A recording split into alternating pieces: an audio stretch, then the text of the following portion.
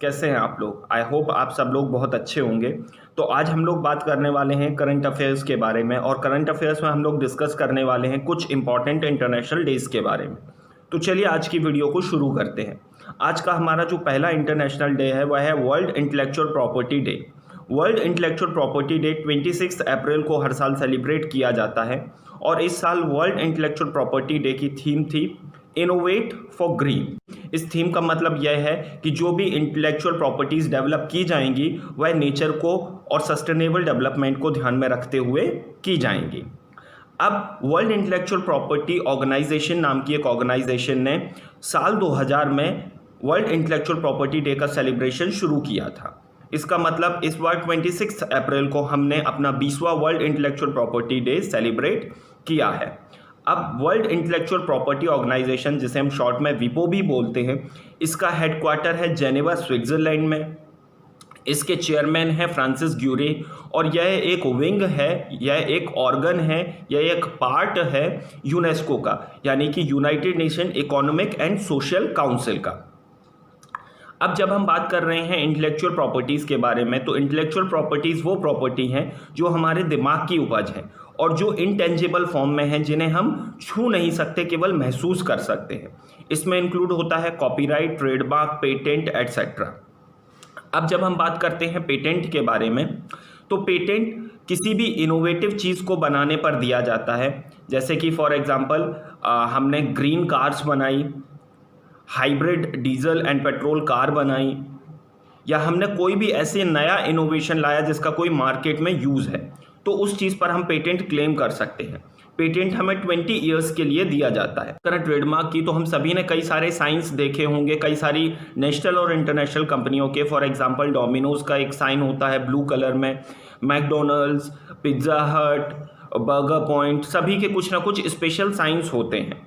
यही special sign उन्हें एक यूनिकनेस प्रदान करते हैं, और इसी यूनिकनेस को देने वाले साइंस को हम ट्रेडमार्क बोलते हैं। ट्रेडमार्क बेसिकली इसलिए डिज़ाइन किए जाते हैं, जो लोग अनएडुकेटेड हैं या जिन लोगों के पास बहुत ज़्यादा समय नहीं है, वह उन सिंबल को देखकर समझ पाए कि यह प्रोडक्ट किस कंपनी को बिलोंग करता है।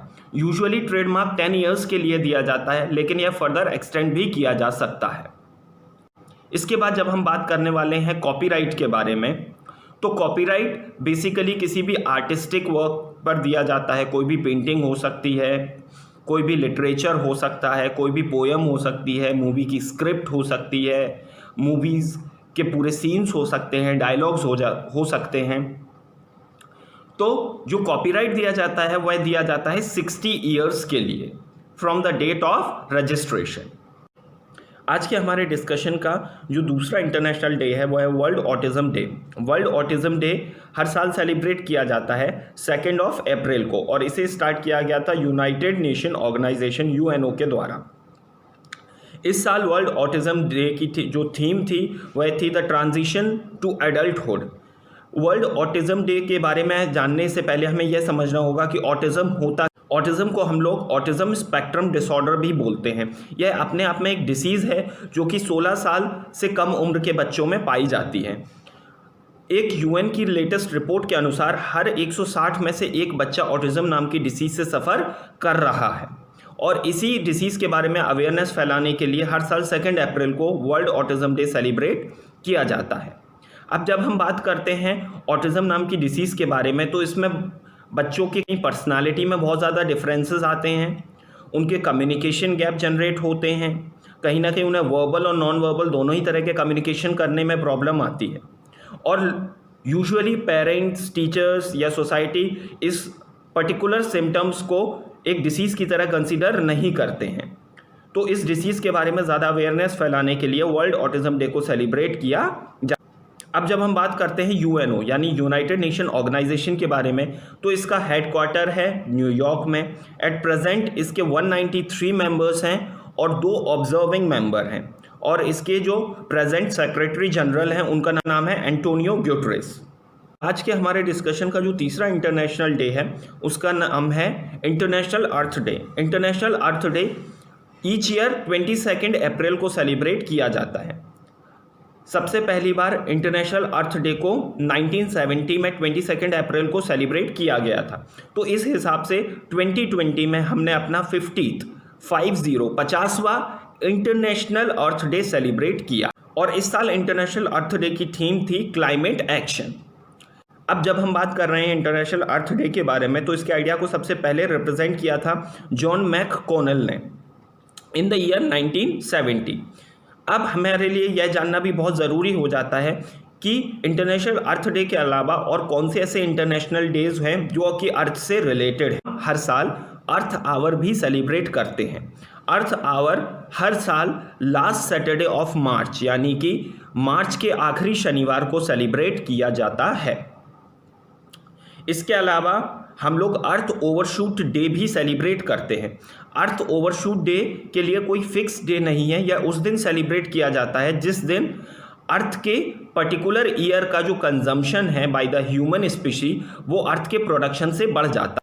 2020 में अर्थ ओवरशूट डे 2 अगस्त को सेलिब्रेट किया जाना तय किया गया है।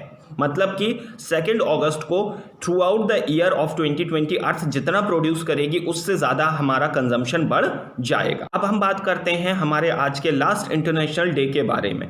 हमारे आज का जो लास्ट इंटरनेशनल डे है वह है इंटरनेशनल मलेरिया डे। यह हर साल 25 अप्रैल को सेलिब्रेट किया जाता है। वर्ल्ड मलेरिया डे साल 2007 में by WHO world health organization start किया गया था। और इस साल जब हम अपना 13 की थीम थी zero malaria starts with me. अब जब हम बात करते हैं WHO यानी वर्ल्ड हेल्थ ऑर्गेनाइजेशन के बारे में, तो इसका हेडक्वार्टर है जेनेवा स्विट्ज़रलैंड में। WHO के डायरेक्टर जनरल है टेड्रोस एथेनोम। यह हमारे लिए याद रखना थोड़ा सा मुश्किल है लेकिन इम्पॉर्टेंट भी है। वर्ल्ड हेल्थ ऑर्गेनाइजेशन के जो प्रेजेंट डायरेक्टर जनरल हैं उनका नाम है टेड्रोस एथेनोम। जब हम मलेरिया डिसीज़ के बारे में बात करते हैं तो यह एक इन्फेक्टिशियस डिसीज़ है जो कि यूजुअली मॉस्किटोज से फैलती है। और मलेरिया डिसीज़ फीमेल एनाफिले मॉस्किटो के द्वारा फैलाई जाती है। अब हमारे लिए यह भी जानना थोड़ा सा इम्पॉर्टेंट हो जाता है कि साल 1902 में सर रोनाल्ड रॉस को नोबेल प्राइज़ दिया गया था for developing the medicine of malaria. I hope आप लोगों को ये वीडियो पसंद आई होगी। अगर आप लोगों को ये वीडियो पसंद आई है तो प्लीज़ इसे लाइक करें, शेयर करें। और अगर आपको कोई भी कन्फ्यूजन लगता है या आप किसी और टॉपिक पर हमसे वीडियो चाहते हैं तो कमेंट करके हमें ज़रूर बताएं।